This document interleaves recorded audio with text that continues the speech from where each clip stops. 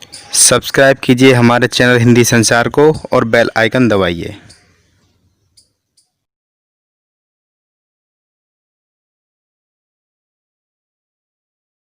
नमस्कार दोस्तों, मैं रोहित कुमार आपका स्वागत करता हूं आपके अपने YouTube चैनल में जिसका नाम है हिंदी संसार। आप हमारे चैनल को सब्सक्राइब कीजिएगा और बेल आइकन भी दबाइएगा जिससे कि लेटेस्ट नोटिफिकेशन आपको मिलते रहे। आज हम पढ़ेंगे NCERT बसंत भाग 2 यानी कक्षा 7 का पाठ नंबर 8 शाम एक किसान। तो इसके बारे में हम पहले पढ़ेंगे फिर व्याख्या करेंगे। चलिए शुरू करते हैं।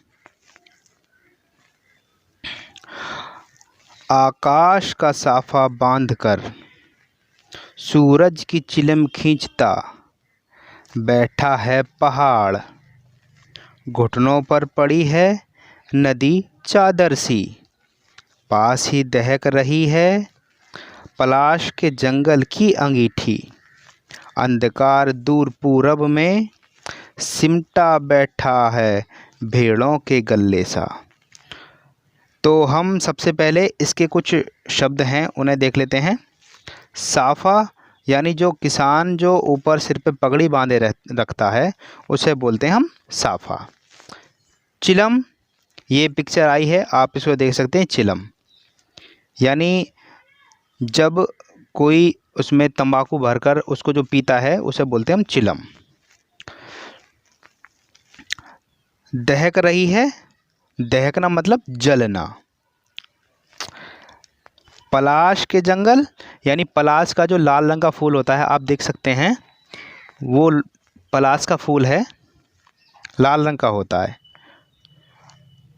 अंगीठी जो आप पिक्चर में देख रहे हैं, यानी जब हम जाड़ों के समय जब हमें सर्दी लगती है तो हम अंगीठी में जलाकर हाथों को सेकते हैं। भेड़ों के गले सा, गले का मतलब झुंड, आप देख रहे हैं झुंड।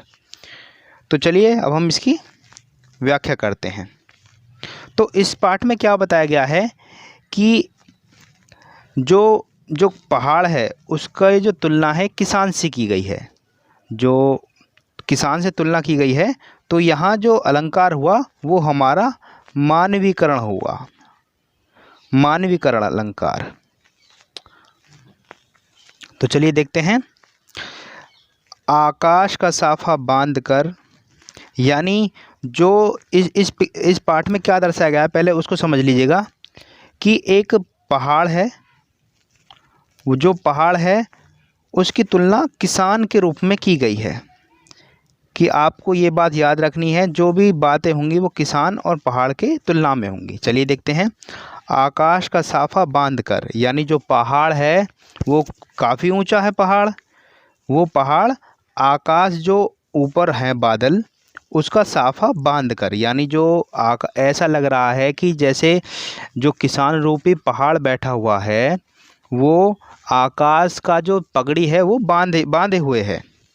सूरज की चिलम खींचता, और जो सूरज है जब किसान यानी जो पहाड़ है जो चिलम को खींच रहा है, यानी जो चिलम को पी रहा है, तो जो उसमें जो चिलम में आग लगती है, जो आग दहकती है, वो ऐसा लग रहा है जैसे कि जो पहाड़ है वह चिलम खींच रहा है और चिलम खींचने से जो आग दहक रही है वो सूरज है। बैठा है पहाड़, यानी क्या है कि आकाश का साफा बांधकर और चिलम खींचता हुआ, और खींचने से जो चिलम दहक रही है वो सूरज है। तो क्या है नीचे, अब देखिएगा।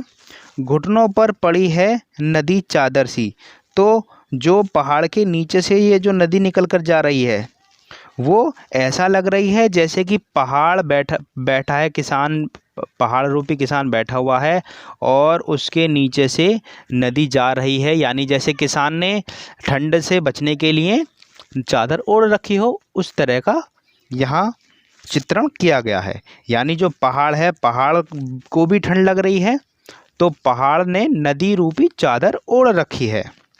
आगे देखिएगा। पास ही दहक रही है पलाश के जंगल की अंगीठी। पास ही मतलब जो सामने जो पहाड़ है उसके सामने जो पलाश के, क्योंकि पलाश के फूल लाल होते हैं, और जब पलाश के फूलों का बगीचा होगा, बाग होगा, जंगल होगा, तो वहाँ ऐसा लगेगा जैसे कि बहुत सारी आग जल रही है। आग जल रही है मतलब क्योंकि जाड़े के समय का वर्णन किया गया है, यानी किसान बैठ के चिलम फूंक रहा है और चिलम फूंकने से ऐसा लग रहा है जैसे सूर्य निकल रहा है। और जो सामने जो जो पलाश के जंगल हैं, क्योंकि वो पलाश का फूल लाल होता है, तो ऐसा लग रहा है कि जैसे लाल रंग जो आग है वो दहक रही है। तो यहाँ यही बताया गया है। आगे देखिएगा, अंधकार दूर पूर्व में सिमटा बैठा भेड़ों के गल्ले सा। यानी क्योंकि जब ये बात, क्योंकि सूरज जो पश्चिम में छिप रहा है, क्योंकि जब पूर्व में है, क्योंकि जब पश्चिम में जब छिप जाएगा सूरज, तो जो पूर्व में जो पूर्व का जो मौसम होगा वो अंधकार रूपी हो जाएगा। तो क्या कह रहे हैं, अंधकार दूर पूर्व में, जो पूर्व में है वो अंधकार छा गया है, और सिमटा बैठा है भेड़ों के गले सा। यानी जब पूर्व दिशा में अंधकार चढ़ता आ रहा है तो ऐसा लग रहा है जैसे कि पूर्व दिशा में भेड़ों का कोई झुंड आ रहा हो, चलता आ रहा हो, बढ़ता आ रहा हो। जब भेड़ों का झुंड बढ़ता आ रहा है तो ऐसे लग रहा है जैसे कि अंधेरा छाया हुआ है। तो आगे देखेंगे क्या हुआ। अचानक बोला मोर, जैसे किसी ने आवाज दी, सुनते हो। चिलम औंधी, धुआं उठा, सूरज डूबा, छाया, अंधेरा छा गया। तो क्या है इसमें, क्या वर्णन किया गया है यहाँ का समझ लीजिएंगे। यहाँ का समझेंगे कि जब किसान रूपी पहाड़ बिल्कुल शांत मुद्रा में बैठा हुआ है, चिलम फूंक रहा है, सामने जो पलाश के जंगल हैं उनसे वो ताप रहा है, यानी जो अंगीठी रूपी पलाश के जंगल हैं उनसे ताप रहा है। अचानक क्या होता है, अचानक मोर आवाज़ लगाता है। तो आपने भी देखा होगा कभी, जैसे आप शांत मुद्रा में कोई कार्य कर रहे होते हो, अचानक आपको कोई आवाज़ दे तो आप जो काम करते हो वो हाथ से छिटक जाता है। अगर आप लिख भी रहे हो तो आपकी पेन छिटक जाएगा, कॉपी इधर उधर हो जाएगी। तो इसी तरीके से जब मोर ने किसान को, किसान रूपी जो पहाड़ है उसको आवाज़ दी तो क्या हुआ, अचानक बोला मोर। क्या हुआ, जैसे किसी ने आवाज़ दी हो, सुनते हो। जैसे ही आवाज़ दी मोर ने तो किसान का जो एकाग्रता थी वो भंग हो गई, वो इधर उधर छिटक गई। तो क्या छिटकी, जो चिलम औंधी, जो किसान ने, जो किसान रूपी पहाड़ ने जो हाथ में चिलम पकड़ी हुई थी वो अचानक गिर गई, छिटक के नीचे गिर गई। अब नीचे गिर के क्या हुआ, धुआं उठा। जब चिलम नीचे गिर गई तो वो जो उसमें आग थी वो इधर उधर फैल गई और उसमें से फिर धुआं उठने लगा।